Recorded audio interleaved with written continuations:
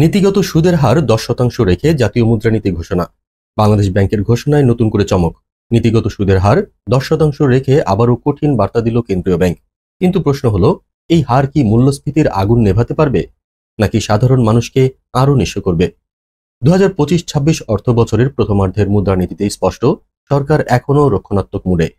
বাংলাদেশ ব্যাংকের governor doctor Ahsan H Mansur জানালেন, লক্ষ্য মূলত তিনটি: মূল্যস্ফীতি নিয়ন্ত্রণ, বৈদেশিক মুদ্রার রিজার্ভ ঘুরে দাঁড়ানো আর ব্যাংকিং খাতে হারানো আস্থা ফিরিয়ে আনা।